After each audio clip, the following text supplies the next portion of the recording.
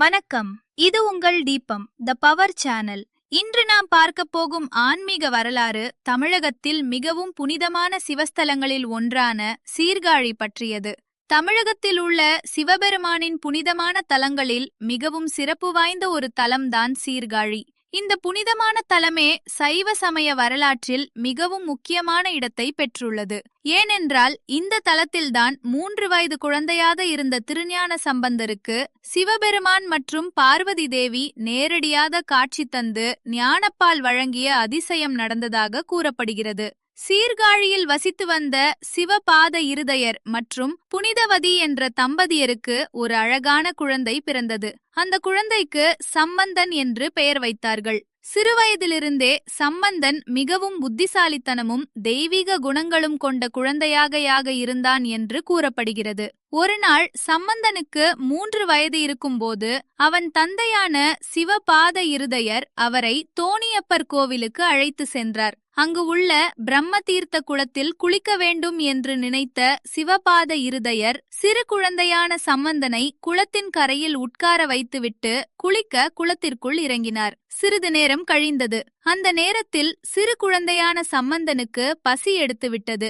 தந்தையும் அருகில் இல்லை. அப்போது பயந்து போன குழந்தை சம்பந்தன் அழ ஆரம்பித்தான். குழந்தையின் அழுதையை கேட்ட சிவபெருமான் மற்றும் அன்னை பார்வதி அந்த இடத்திற்கு ரிஷப வாகனத்தில் வந்ததாக புராணங்கள் கூறுகின்றன. அப்போது அன்னை பார்வதி ஒரு பொற்கிண்ணத்தில் பாலை எடுத்து அந்த குழந்தைக்கு ஞானப்பால் ஊட்டினாள். அந்த பாலை குடித்தவுடன் குழந்தை அழுகையை நிறுத்தியது. பின்னர் சிவபெருமானும் அன்னை பார்வதியும் மறைந்தனர். சிறிது நேரத்தில் குளித்து வந்த சிவபாத இருதயர் தனது குழந்தையின் வாயில் பால் ஒழுகுவதையும் கையில் பொற்கிண்ணம் இருப்பதையும் பார்த்து மிகவும் ஆச்சரியப்பட்டார். அவர் உடனே கோபமாக, யாரிடம் பாலை வாங்கி குடித்தாய் என்று கேட்டார். அதோடு மட்டும் இல்லாமல் கையில் இருந்த குச்சியை எடுத்து குழந்தையை மிரட்டினார். அப்போது 3 வயது குழந்தையான சம்பந்தன் தோணியப்பர் கோவிலின் கோபுரத்தை காட்டிக்கொண்டு தோடுடைய செவியன் விடையேறியோர் என்று தொடங்கும் தேவார பதிகத்தை பாட ஆரம்பித்தான். அந்த பாடல் மிகவும் இலக்கண சுத்தமாகவும்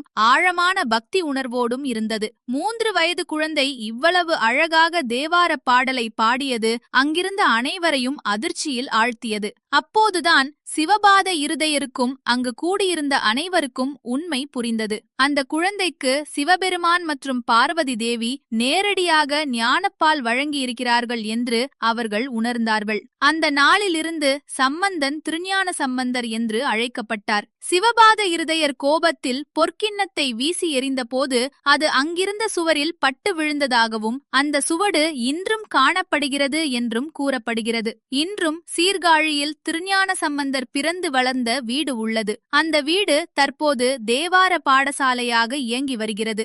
மேலும் ஒவ்வொரு ஆண்டும் சித்திரை மாதம் திருவாதிரை தினத்தில் இந்த ஞானப்பால் நிகழ்வை நினைவு கூர்ந்து திருமுலைப்பால் விழா மிகவும் சிறப்பாக கொண்டாடப்படுகிறது. 10 நாட்கள் நடைபெறும். அந்த நாட்களில் ஆயிரக்கணக்கான பக்தர்கள் சீர்காழிக்கு வந்து தரிசனம் செய்கிறார்கள். சீர்காழி கோவிலின் இன்னொரு சிறப்பு என்னவென்றால் இந்த கோவிலில் 3 அடுக்குகளில் சந்நிதி அமைந்துள்ளது. கீழ்த்தளத்தில் பிரம்மபுரீஸ்வரராக சிவபெருமான் லிங்க வடிவில் அருள் புரிகிறார். ஒரு காலத்தில் படைப்பு தொழிலை செய்த பிரம்மா உலகில் தானே பெரியவன் என்ற அகங்காரம் கொண்டார் என்று புராணங்கள் கூறுகின்றன.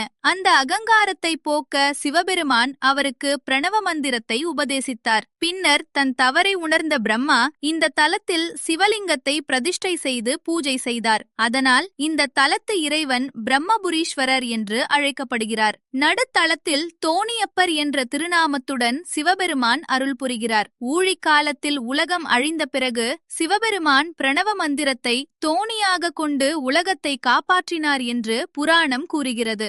அதனால் இந்த நாள் இந்த தலத்தில் அவர் தோணியப்பர் என்ற பெயரில் அருள் புரிகிறார். 3வது தலத்தில் சட்டநாதராக சிவபெருமான் அருள் புரிகிறார். இந்த சட்டநாதர் சந்நிதியில் ஒரு தனிப்பட்ட பழக்கம் இன்றும் உள்ளது. இந்த சந்நிதிக்கு செல்லும் ஆண்கள் மேல் சட்டை அணியாமல் செல்ல வேண்டும். பெண்கள் தங்கள் கூந்தலில் மலர் சூடாமல் செல்ல வேண்டும் என்பது அந்த பழக்கம். இவ்வாறு பல்வேறு அதிசயங்களும் புராண வரலாறுகளும் நிறைந்த புனிதமான தலம்தான் சீர்காழி தோணியப்பர் கோவில். இந்த தலத்தை ஒருமுறை தரிசித்தாலே பக்தர்களுக்கு அறிவு, பக்தி, ஆன்மீக உயர்வு கிடைக்கும் என்று நம்பப்படுகிறது.